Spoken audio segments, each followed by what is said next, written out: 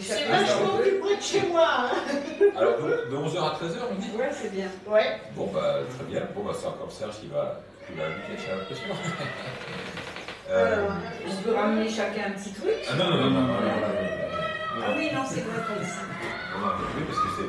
Les cachères, justement, je parlais des cachères. C'est comme à la mosquée, on rentre pas avec les chaussures, et dans les synagogues, on rentre pas avec la nourriture. C'est pareil. Même si elle est cachère. Ah si, c'est les cachères, mais ce qui pose pas Ah ok, d'accord, il n'y a pas de souci. C'est comme si j'ai 14 février, À la synagogue de la Roquette, à l'Assemblée générale. Alors, parce que je travaille par là. C'est très bien, le matin, c'est parfait, tout ça on arrive, on est là. Alors ce que je voulais vous dire également en termes d'organisation, j'ai pensé à quelque chose, vous me dites si ça vous va. D'abord, on cherche quelqu'un qui sait bien manier les caméras.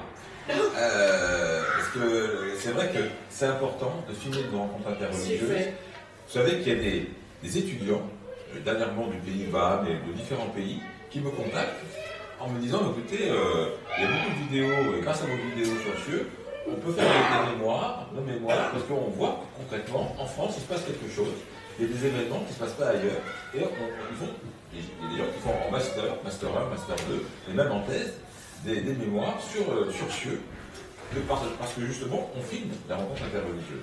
La dernière en date, elle est comorienne, hein, c'est Asba qui a terminé son doctorat, qui peut bientôt terminer, qui a fait un mémoire sur Cieux, et elle va même le publier dans un livre. 30 ans, lui. Dans un livre. Voilà. Donc, pour vous dire qu'effectivement, il nous faudrait quelqu'un qui sache manier la caméra, qui se sentirait à l'aise pour. C'est pas très compliqué, hein, il faut simplement l'installer sur le pied, puis après ça part tout seul. Hein, L'inscription c'est difficile parce que les gars qui travaillent dans l'étudiant sont. J'ai juste une petite proposition, puisque tu as parlé des stagiaires. Pourquoi ne pas contacter des organismes, des écoles de journalisme? Si, parce que c'est très compliqué. Pour faire des stages, voilà. Oui, mais il faut des conventions. Il y a des étudiants, moi je travaille avec 10 stagiaires en ce moment. Les étudiants, je les connais par cœur.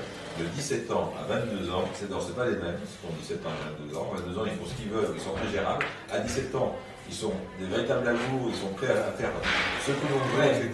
Ils sont très aidants, mais bien sûr, ils ont que 17 ans, ils ne sont pas majeurs, le soir, ils ne peuvent pas venir.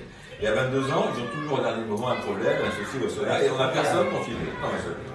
Donc moi, je travaille avec les jeunes, j'adore, mais en termes d'organisation, je préfère avoir des anciens. Moi, ça me va très bien d'avoir des anciens, parce qu'au moins, on fait les choses de manière fiable, hein, véritablement. Donc je pose la question à l'un d'entre vous, réfléchissez, je vous expliquerai comment ça se passe.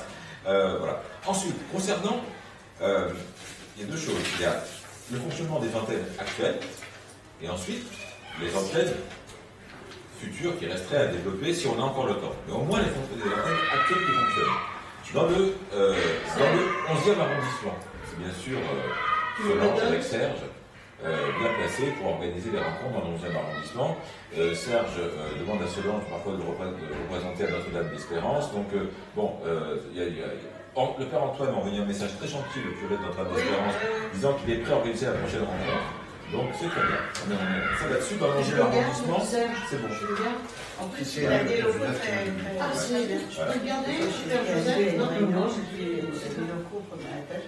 Voilà. Donc, 11e arrondissement, c'est déjà vu avec Solange et le Père Antoine, et bien sûr Serge, mais ce sera en revanche à Notre-Dame d'Espérance, avec le Père Antoine, dans les étages, dans les salles du haut, qui sont très bien. Voilà. Le 10e arrondissement, alors, moi j'avais pensé à Nagy, parce que tu es déjà allé dans le 10e arrondissement, je pense, pour t'occuper de l'antenne, mais je pense aussi à Solange, parce que Solange, elle s'occupe également à l'Écuge. On a organisé plusieurs événements, ils sont prêts à continuer à l'Écuge. Alors, l'Écuge, M.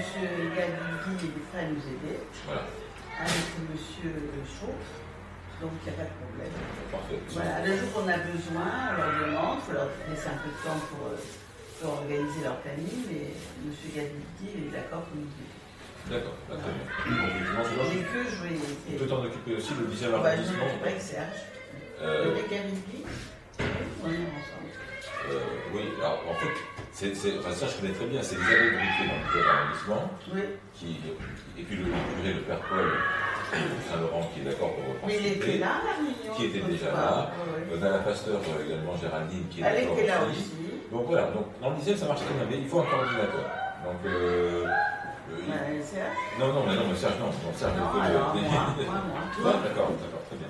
Ok, bon, bah, Solange, je note, c'est le 10e arrondissement et c'est le 11e aussi. Ça marche. Parfait. Je pense au 12e arrondissement, je pensais à Nourdine, à qui j'ai présenté la maire du 12e arrondissement récemment. Donc tu connais un peu tout le monde maintenant, et j'ai pensé à toi pour t'occuper du 12e arrondissement. Surtout que ça marche bien. Ça marche très bien. Ça marche très bien. Ouais, c'est formidable. Ok, allez, merci beaucoup Nourdine, c'est très gentil. Et Daniel Ferrat. Alors Daniel Ferrat, malheureusement, son cœur dit oui, mais ses jambes disent non. Elle est à côté, hein. Elle bat froid, donc elle était là en 37 secondes. Bon, mais elle ne peut plus. Malheureusement, elle a dû se décommander pour la dernière réunion qu'on a faite avec la maire du 12e arrondissement. Malheureusement, elle est tombée des escaliers. Non, pas tomber dans l'escalier. C'est pas casser les côtes comme toi, mais c'est casser Non, moi je me le suis mur. cassé la vertèbre. Voilà. Et donc, elle souffre beaucoup, et malheureusement. Bon. Alors, donc, 19e arrondissement, ben, forcément, Joseph est coordinateur, donc là-dessus, aucun problème avec Farida. Et je pensais à Luc pour Valenton. Qu'à Valenton, on a dans le Val-de-Marne, on a deux antennes qui marchent bien. Oui, Valenton, parce que la mosquiture, j'y étais d'ailleurs hier soir, parce qu'il y avait les vœux de la mosquiture, ils ont construit un immense bâtiment. Dans quelques semaines, quelques mois, il va pouvoir être installé. Il y a une salle de prière gigantesque, il y a 2 restaurants. Enfin, ils ont réussi de manière indépendante, sans argent extérieur, je tiens à le préciser, à construire un bâtiment incroyable, avec aussi des appartements pour les pauvres et pour les femmes battues. Donc véritablement, ils ont fait quelque chose d'exceptionnel. Le rabbin de Valenton et ton ami de Créteil, tu sais, Albert, l'apprécie beaucoup, ce président de mosquée, et il m'a dit qu'il avait nommé un nouvel imam qu'il avait choisi, que je connais très bien, Hussein. Pourquoi? Parce que cet imam, ce jeune imam, il doit avoir une trentaine d'années, a suivi les cours à Sciences Po de dialogue interreligieux. Il y a un cours maintenant à Sciences Po, ça s'appelle Emouna, une formation pour le dialogue interreligieux. Et le président m'a dit, je l'ai choisi juste parce qu'il avait choisi. Il avait fait cette formation, il voulait absolument donner cet éclairage à ses fidèles, donc il est vraiment très bien. Donc là, à Valenton, on a la dernière fois qu'on a organisé, monsieur, c'était chez le curé. Je suis en contact avec des gens qui m'aident à Valenton, qui sont sans papier et en difficulté. Ah, très bien. Et donc j'ai un point d'aide. Alors, si tu peux, c'est parfait. Voilà. Et alors, c'est une Algérienne qui est intéressante pour développer les amitiés interreligieuses. Ah c'est bien. C'est excellent. Merci à toi. Alors après, dans le Val-de-Marne, moi j'y suis, c'est le Kremlin Bicêtre. Hein. Donc je pourrais toujours demander à David Gabé, notre expert comptable, de s'occuper de l'antenne du Kremlin Bicêtre. On a dans le Kremlin Bicêtre, on a des nouvelles.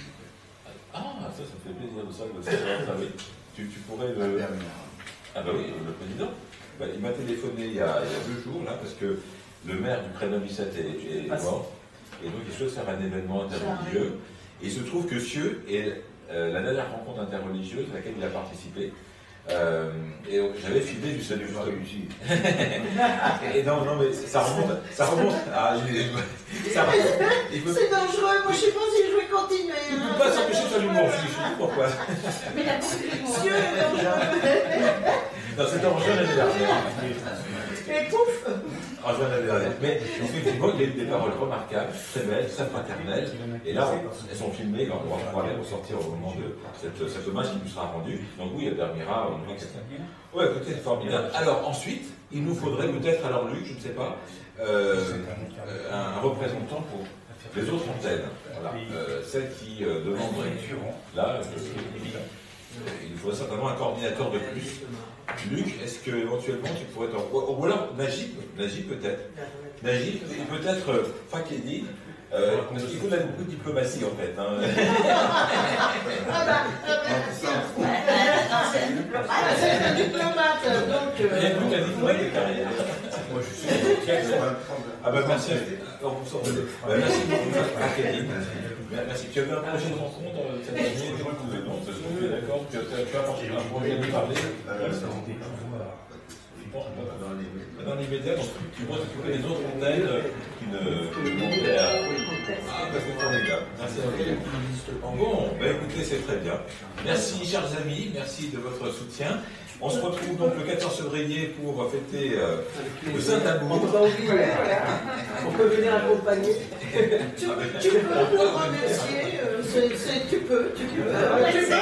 On accepte. La gagné. Hein? Oui.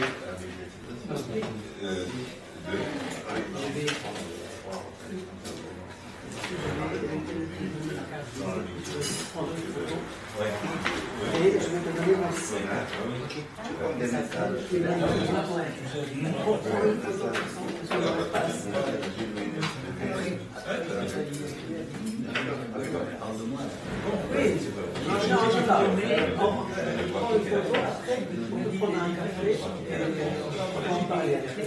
Ah oui, ne pas parler. Quand on parle, c'est la communauté des non-croyants. On a 22 volontaires en Égypte. Parce que dans les non-croyants, il y a les non-croyants, les sans religion, les agnostiques, les non-croyants,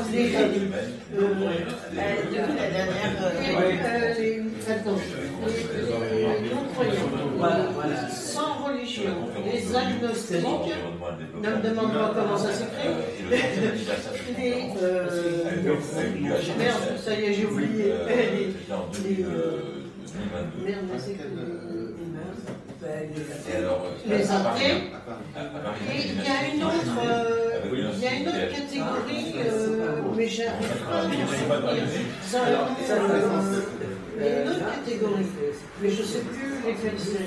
On en parle très peu, mais je ne sais plus lesquelles c'est. Mais ce n'est pas une communauté. L'athée, c'est l'extrême. Quand on ne connaît pas, il y a différents athées, c'est comme les c'est pas difficile, hein. C'est la même chose. L'athée, pour lui, pour lui ou elle, peu importe, c'est vas-y, parler c'est comme si, je sais pas moi, on parlait de la rage du choléra, mais vraiment, moi j'ai discuté déjà avec un athée pur et dur. De 2022 à Charles. J'ai dit oui, mais je ne suis pas engagée trop dans la conversation, parce qu'après on n'en sort pas. Mais moi je fais partie des agnostiques. On peut dire qu'agnostique c'est les sceptiques. En quelque sorte. Mais bon, j'ai baigné un peu. Je serais malvenue pour critiquer j'ai été, je vais revivre du temps à côté de la rue des Rosiers.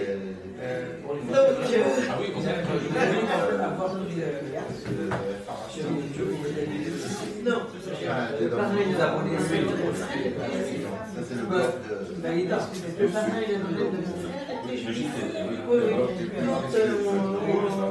quand on me l'a raconté parce que j'étais il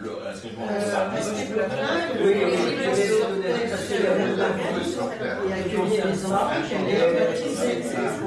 Il avait sa grande cave et il prenait sous sa grande cave.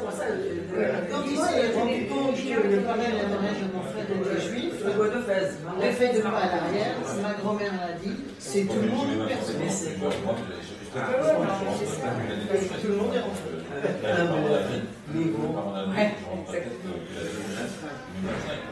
Comme quoi, des gens merveilleux pour les jeunes. Voilà,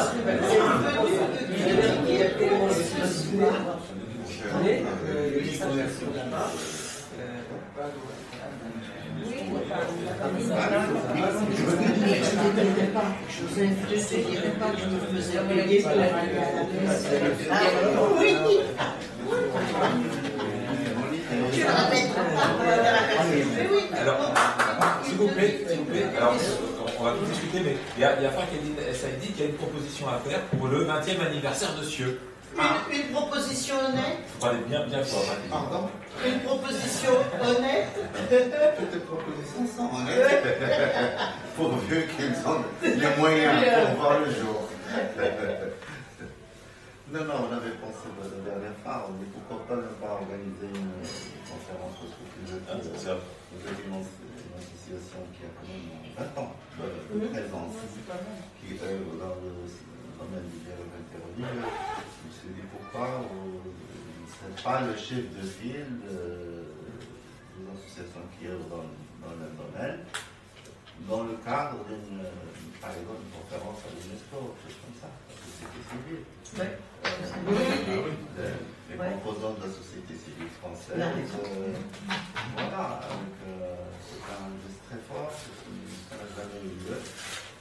Je connais très bien le président du UNESCO. Ah oui, c'est une super idée. Dans un Milana. Donc voilà, si par exemple, ce serait une très belle initiative. Ouais. C'est bien, vous avez des commentaires. Excusez-moi, Monsieur. c'est un Il pourrait très rapidement. Et la finalité, par exemple, sortir comme les amis de la société civile ici en France.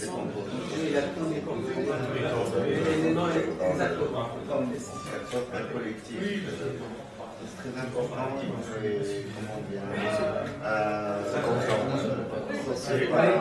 référentiel pourrait être repris par les organisations qui travaillent dans le domaine.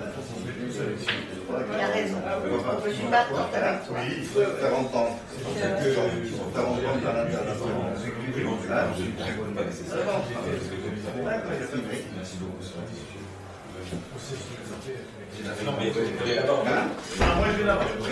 Marie-Jeanne, voilà.